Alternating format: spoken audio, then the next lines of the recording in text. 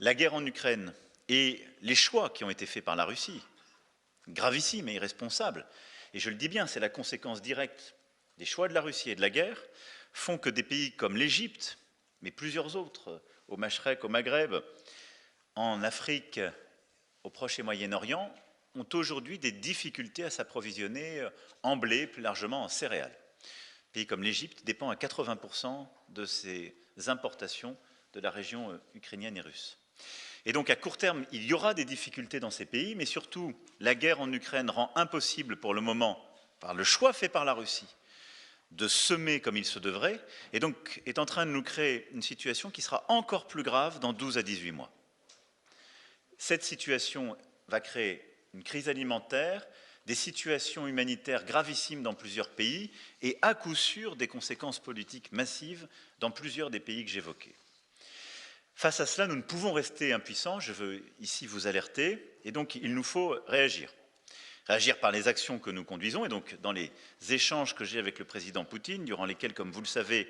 j'appelle à un cessez-le-feu rapide, je plaide aussi pour qu'il puisse y avoir, et je le redis ici solennellement à la Russie, la levée des restrictions à l'exportation sur les denrées alimentaires, la possibilité laissée justement de semer, mais il est absolument impérieux qu'au-delà du cessez-le-feu, la Russie se montre responsable et ne prenne pas en plus justement cette responsabilité de créer cette famine qui, sinon, est à coup sûr inéluctable. Mais il nous faut aussi réagir en construisant justement l'avenir et en mobilisant nos céréaliers, nos semenciers, nos transporteurs, nos assureurs, l'ensemble des acteurs internationaux. C'est pourquoi j'ai souhaité, au nom de la France et en tant que président justement du Conseil pour ce semestre, au niveau européen, et en lien direct avec l'Union africaine. Je me suis entretenu il y a quelques instants avec le président Macky Sall. Lancer une initiative comparable à ce que la France avait pu lancer au moment de la crise sanitaire avec l'initiative ACTA. Le but de l'initiative que nous souhaitons lancer, nous avons décidé avec le président Macky Sall d'appeler Food and Agriculture Resilience Mission, donc l'initiative FARM, a pour but de tout de suite nous organiser main dans la main avec les pays concernés et les organisations compétentes, comme avec le secteur privé, de lancer une initiative pour pallier cette crise, avec d'abord un pilier commercial,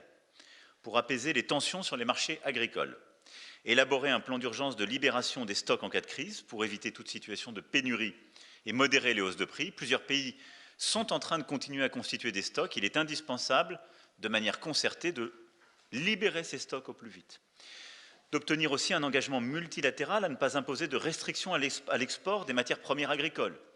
Vous retrouvez des situations très comparables à ce qu'on avait vécu sur les produits de santé au moment de la crise Covid il y a 2 ans.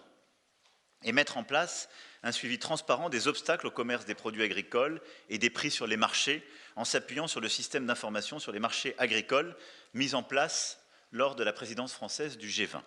Ce premier pilier commercial, évidemment, sera travaillé en lien très étroit avec l'Organisation mondiale du commerce. Et nous avons eu l'occasion de préparer cela avec sa directrice générale.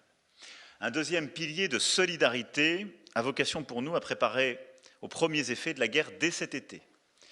avec une action coordonnée des pays producteurs pour relever temporairement les seuils de production lorsque cela est possible et sans compromettre les objectifs de durabilité,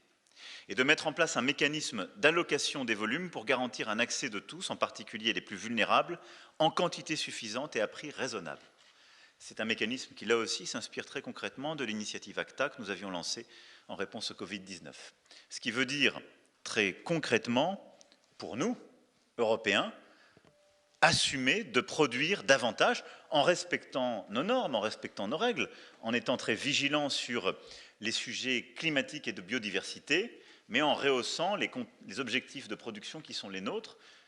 pour contribuer à cet effort de solidarité. Et un troisième pilier, enfin, en faveur de la production dans les pays les plus concernés, en augmentant significativement les investissements dans la production alimentaire durable et les chaînes de valeur agricole résilientes sur tous les continents, et en intensifiant nos opérations pour permettre aux pays qui sont les plus dépendants des importations de la zone russo-ukrainienne de produire davantage sur leur sol. Et là, c'est très cohérent avec ce que nous avons relancé en janvier 2021, avec, vous vous en souvenez sans doute, la grande initiative de la Grande Muraille Verte, ou l'initiative sur les protéines végétales que nous avons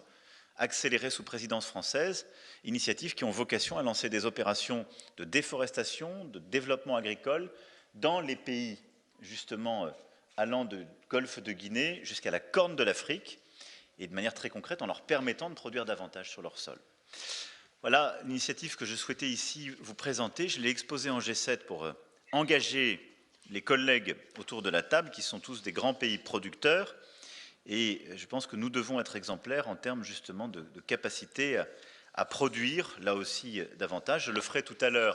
dans le cadre du Conseil, et nous l'élargirons évidemment dans le cadre du G20, et tout cela se faisant main dans la main avec l'Union africaine et avec l'ensemble des pays les plus concernés.